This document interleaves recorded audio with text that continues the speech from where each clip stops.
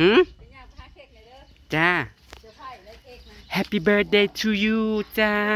จักผู้ใดเกิดอยู่เอาเสื้อนางสวัสดีเด้อพี่น้องเด้อสวัสดีตอนค่ำๆค่ะอ่านสุดอย่าว่าชั้นว่าสี่แล้วสุดวันเกิดกับสุดไปงานอันนั้นมา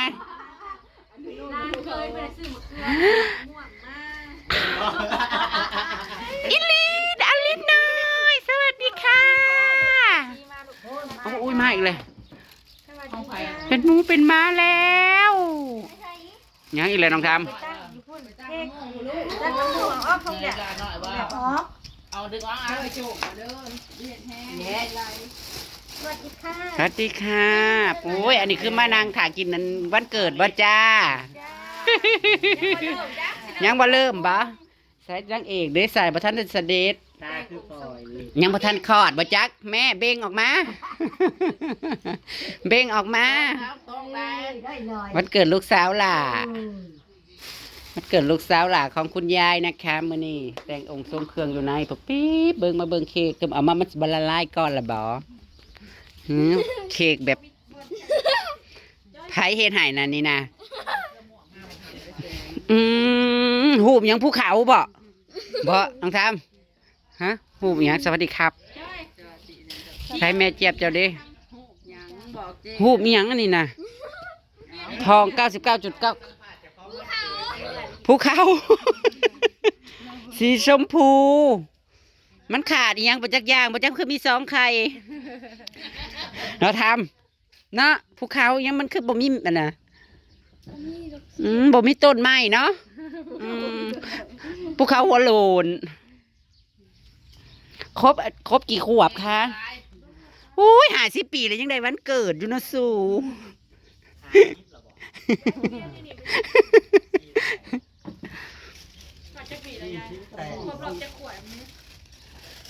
จักปีย้ายลูกเจ้าหน่อยจักปี มันแม่นลูกแท้ๆเจ้าอยู่บ่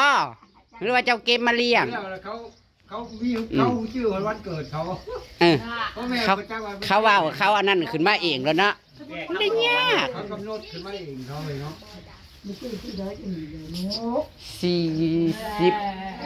40พอดีปีนี้นั่นนางว่าคันนางเกิดล้างแกะใส่ละ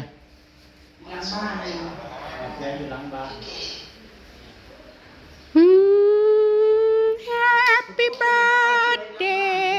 to you เป็นอย่างไรมีเสียงให้ตื่นเต้นหรอปะเฮ็ดสวยๆมันจุดเชยชาแล้วเฮ็ดสวยๆเด้อเธอว่าได้ได้ของขวัญวันเกิดยังบอกให้ตื่นเต้นหรอจ้าสวัสดีพี่นิกมาก่อนบ้านก่อนเมืองหมู่มาก่อนไอ้แก้วผันเมืองเนาะพอดีผันเมือง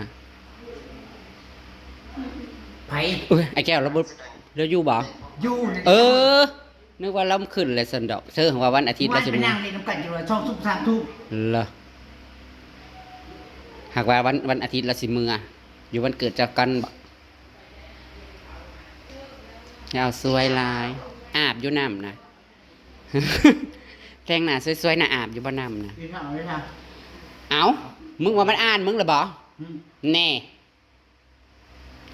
เฮ้ยเวะเบิ่งอย่างใดยังว่าบ่เห็นโหลดเสร็จไปกับบ่ได้อ่านได้ตอบคนน่ะมันอยากเศร้าอันบ่อยากออกอันอหยังก็บ่อยากสนโลกแล้วปล่อยให้นางพักผ่อนสามาได้นางก็บ่ม่วนนางก็กวนเมื่ออีกเรามาเราแกเซลนึงใส่ผูกแขนเจ้ามีเสียวบ่ได้ต้องการเงินคอยหมู่มาบ่มึงบ่ได้สำคัญปานนั้นดามวันเกิดจัดเอาเองโลดนั่นบ่ได้แม่นวันเกิดแท้สักหน่อยมึงเป็นสิสำคัญอีหยังเนาะมันก็สิว่าโอ้ยวันเกิดตัวเองก็สิมาอยากหมู่บัดของกูบัดวันเกิดมันบ่เห็นไปมันสิว่าแหละบ่เห็นจัดให้กูมันว่าเนาะโอ้ยน่ามาลาเซตไป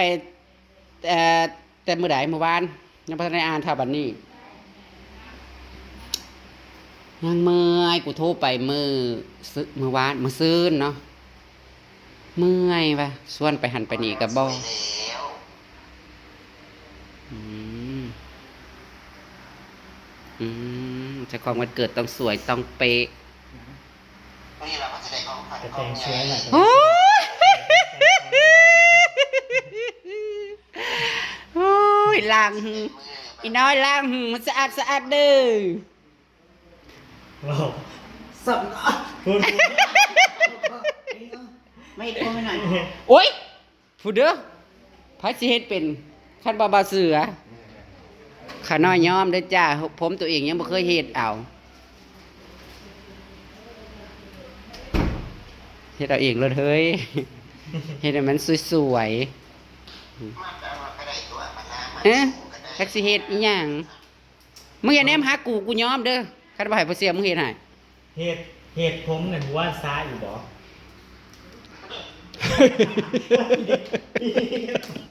มีบ่ควร สามันหยังมันกระฟูแต่ว่าสาเนาะแต่เก่ามึงคือบ่ได้ยากมึงเฮ็ดเองเอานั่นแง่นงอกแง่นงอกแง่นงอก คือแปลว่าชุดนอนแบบไม่ได้นอนเนาะ สุดนอนไม่ได้นอน ชุดนอนไม่ได้นอนไง กำลังมาสู่เอื้อว่าแม่นั้นสิไปจักโมงเอื้อยคือว่าสิมาพร้อมพอยังขาคัดสั่งเล็กบ่ เด็กมันสิละลายแล้วน่ะมันอากาศร้อน เขาอีกค ผ่าคันเห็นยังกินอยู่แล้ว ำเขาอีกคำมีร้อยมาอยู่ นั่นแหละเป่า บ่คำไกลร้อยมาอยู่ ดูนะเอาเพื่อนกับคนมา เออยังอยู่ในเฮือนนี่ นั่นคือช่วงหน้าเหรอ มันบอกท่านดิมือทำชูยังเล่นกูไล่ หน้าขาดมาในช่วง บ่มืดก็ย่าแล้วกูมาเลย หน้าขาดจะไปช่วง ชวน ก็กูมาอะไรบ่มืดก็สิเฮ็ดได้ซะกูก็ว่ามาค่ำเลยได้นี่นะชุดกูก็จนบ่ได้เปลี่ยนกูบ่ทันได้อาบน้ำไปอันเฮือนดีมากก็ได้ นี่เอาเพื่อน โอ้ยเอาซ้ำนึงน่ะมัดจุกเอารวบขึ้นนะ ซีรีส์ ต้องสวย ขัดขวบ บ่มัดจุกขึ้นน่ะงามกว่าเนาะพี่นิกเนาะ คนงามไม่ได้ก็งาม มาล่างามวัสมีนะนั่นเด้เราเราบอกว่างามแล้วก็พ่อ พอ เฮ็ดกว่านี้มันสิบ่งาม คดีไปก็ดีแหล้วมันสิคือกระเทยเฮ้ย มันสิบ่สวยแต่งลายมันก็บอกได้กระเทยนี่แต่งซ้ำได้ซ้ำนึงรูปๆเอางาม ไลฟ์ผมอีกไง เอาเฮ้ย จะเป็นถูกแหงนางสิบ่ออกไว้น้อยปีนี้ก็ครบอัน50 ปีบริบูรณ์ นี่เชื้อในกัดฉันบักมีไม่ได้คิดค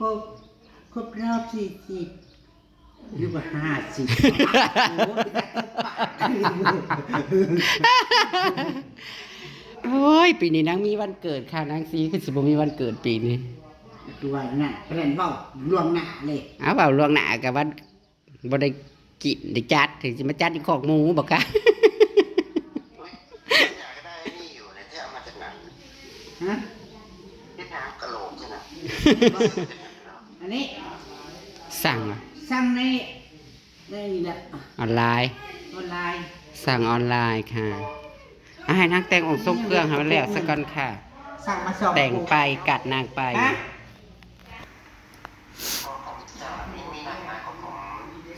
แต่บ่คู่มือนี่มันบ่มีน้ำหนักกว่าที่เลย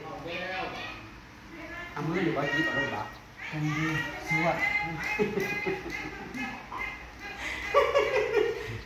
นี่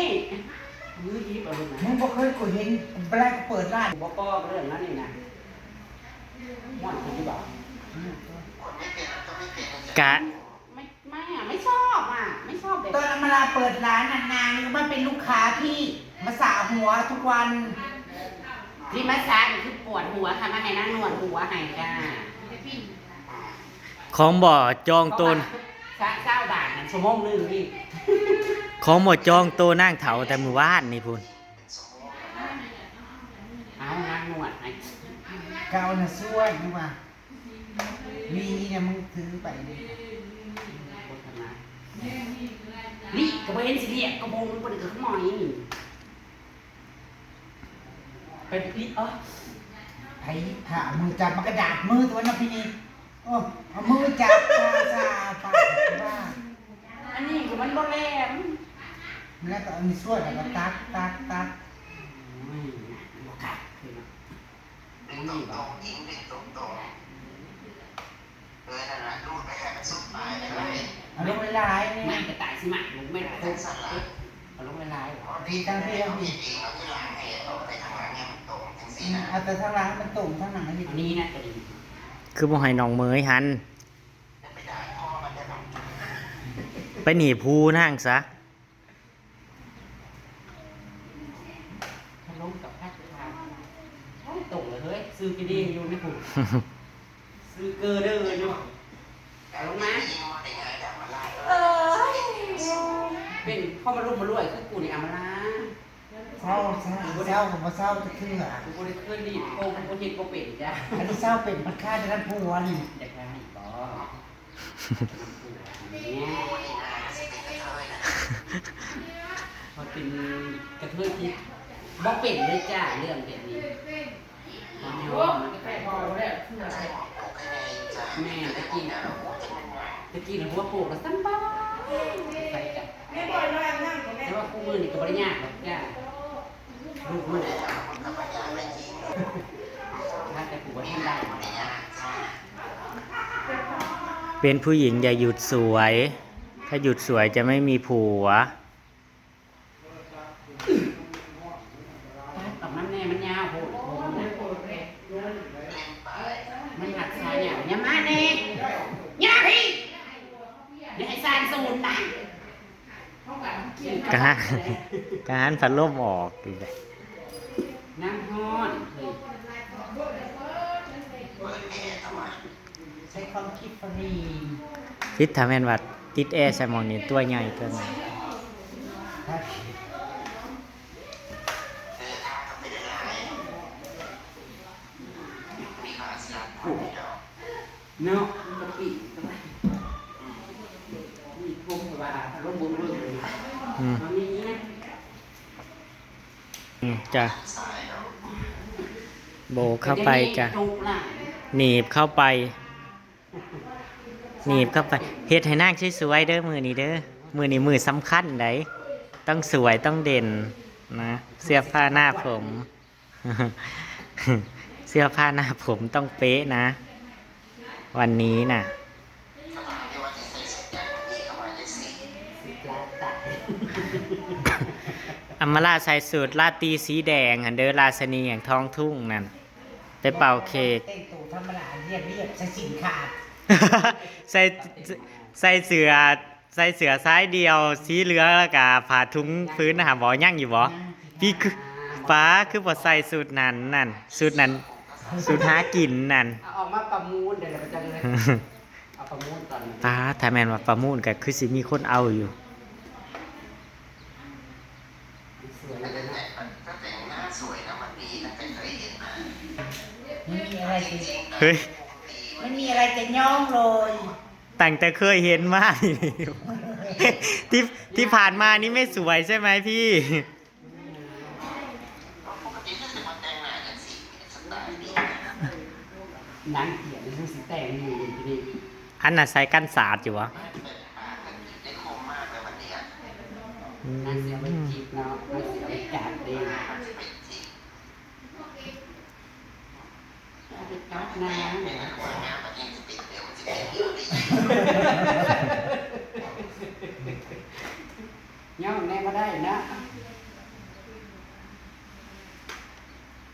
แม่นเนี่ย อืม ไปพอแล้ว เบิ่งข้าง นี่ข้างหล่างลงไป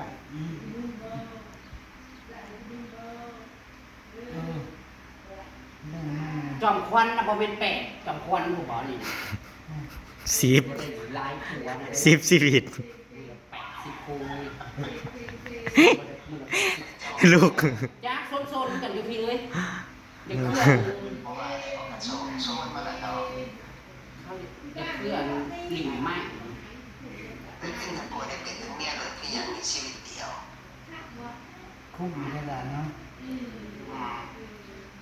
เป็นจังไดเ สิคูณซ้ำไปกับอัมมาลานี่นะ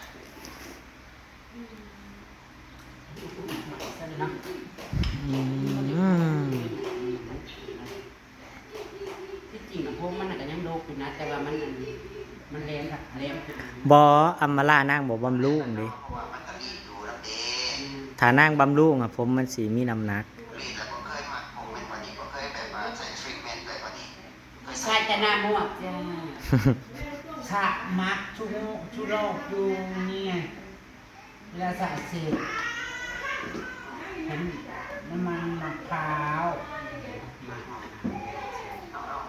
สร้างอะไรเนี่ยเออหัวในสูงแต่เป็น สู้คือยังไงโมเป็นโมเป็น หาว่า ได้ได้แต่ผัว